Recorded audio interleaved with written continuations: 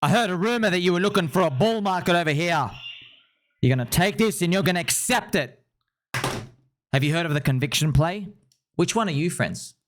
The left is the conviction play. Buy, buy, buy, buy, buy, buy, buy, buy, buy, buy, buy. You see? Up and down, up and down. The cheat. Buy, sell.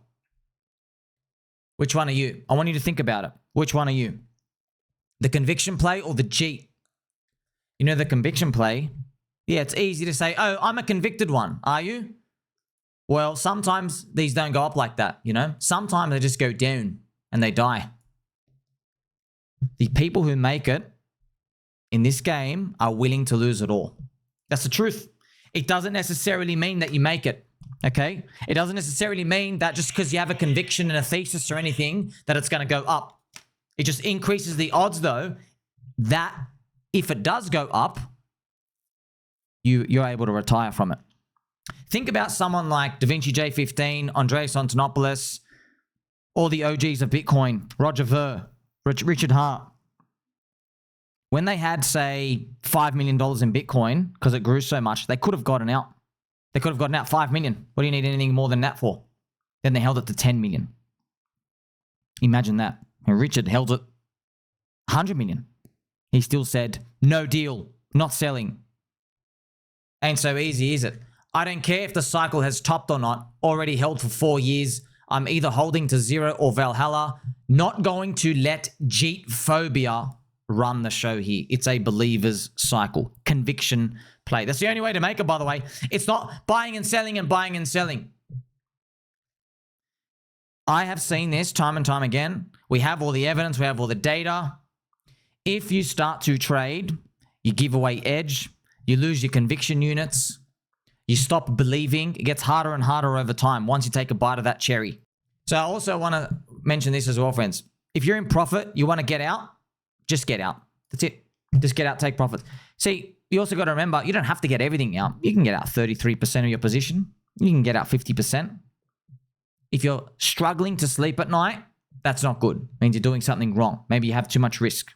So you have to manage this yourself. Because in crypto, friends, yeah, it's nice if everybody had a financial advisor, but you don't. You're going to have to do these things on your own. It's almost like when somebody's gifted with a baby. If you have a baby at the hospital, they basically just like say, okay, go live your life now. You just got to figure it out yourself. I don't care if the cycle is over. I'm holding long and continuing the party. Wow. So it ain't always fun, is it? When you're hanging out here, you're watching things go up and down and swing around. And you got to be careful, like I say, friends. Once you're climbing that wall of worry, there will be people showing and sharing their P&L screenshots. There's a coin you've never heard of. It's over there. Someone says this other thing's making them money, and then your thing hasn't moved yet. If you start to sell your position down, I promise you the pump is around the corner faster than you think. Check this out. Did you know, friends, Bitcoin and Satoshi, look at this. Satoshi was uncomfortable with marketing Bitcoin as an investment. These are his early words. Look at this, 2009. There are a lot of things you can say on the SourceForge site that I can't say on my own site. Even so, I'm uncomfortable with explicitly saying, consider it an investment. That's a dangerous thing to say, and you should delete that bullet point. It's okay if they come to that conclusion on their own, but we can't pitch it as that. So this is the OG Satoshi Nakamoto, right? So think about the conviction you had to have when even the founder of the coin was too scared to call it an investment. That's why, friends, Bitcoin gave you the 10,000x, the 100,000x.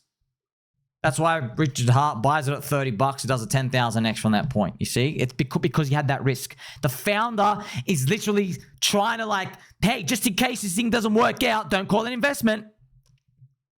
But that's the risk, right? That was the risk that embedded within it, and then it pumped. It's wild. So you always, in cryptocurrency land, you will come to discover most people, friends, they need a bit of a pump, but also you need to understand the concept of risk and reward. If there's high potential reward, it means there's a lot of risk, a lot of question marks going on right now. which means if you ask the entire market participant field, if the price is low, everyone's going to feel negative. It's going to feel there's a lot of risk.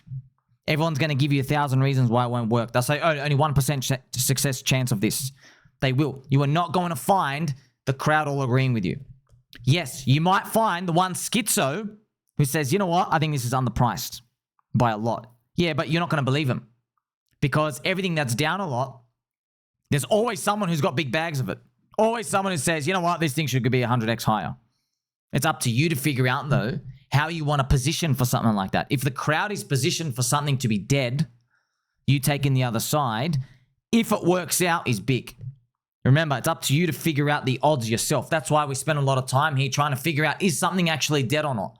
Have people basically thrown the baby out with the bathwater?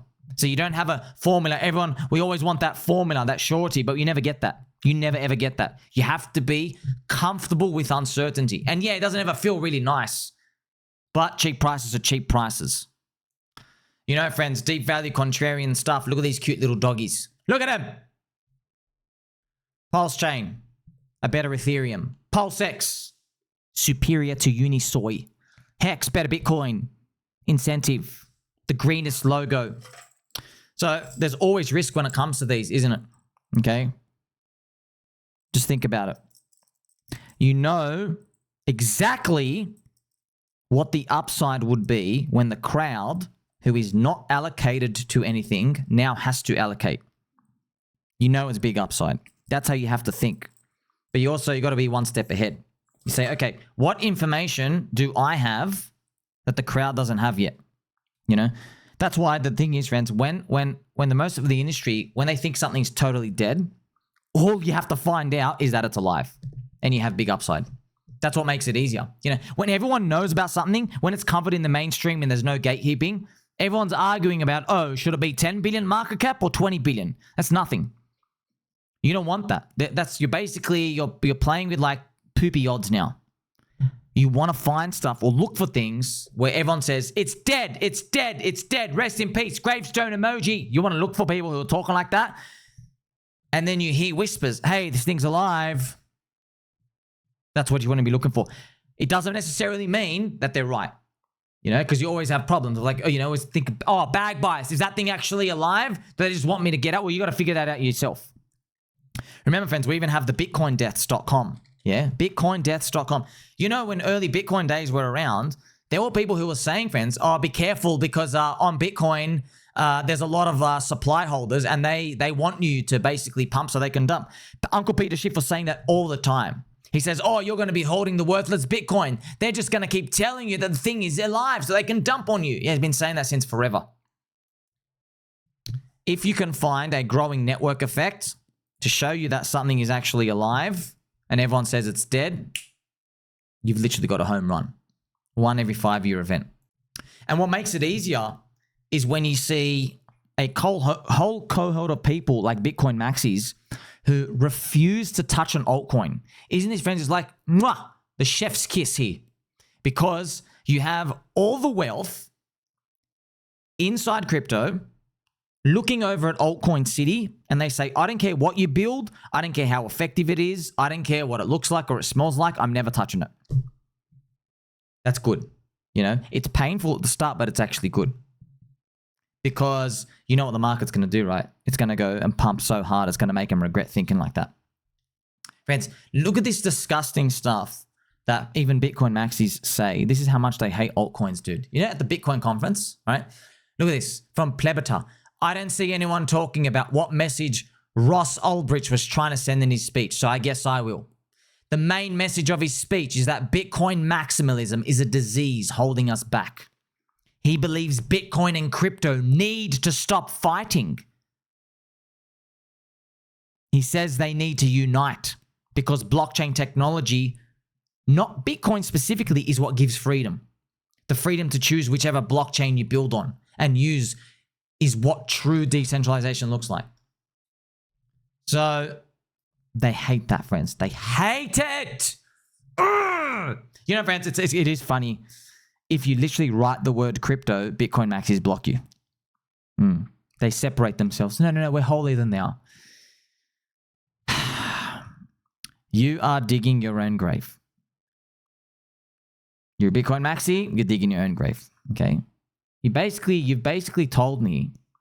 See, I don't know the Bitcoin dominance price it'll get to, but you've literally whispered in my ear that you can't wait for your balls to be squeezed so hard and for you to start crying like a little bitch because altcoins are going to pump so hard, it's going to make you regret talking like that. Filthy, disgusting behavior. However, we're not here to morally judge. We don't care. We actually like that because it creates opportunity. You see? It is what it is. Clear pill approach. So I love that, friends. I love that we have an industry like this. You know, on one hand, you do need people to sit there and like defend the temple. On the other hand, we still like the opportunity. So it depends how you approach it. I'm an orange juice, half full type of dude. Are you playing with your Game Boy? These people are. They're playing the wrong game. Look, it always comes down to this, friends. This is just what happens, okay? When any asset or stock, when it goes up high enough, it creates religious priests within the context of that asset and stonk, right? They call it just emotional attachment. That's why they always say, never get married to your bags. But yeah, it's just like an off-the-cuff statement, you know? Think about like that statement, never get married to your bags. And then you see Bitcoin Maxi literally saying, no, send this guy back to jail. Unpardon him for daring to say crypto is cool as well as Bitcoin. It's kind of funny, but they'll have to capitulate back. They will.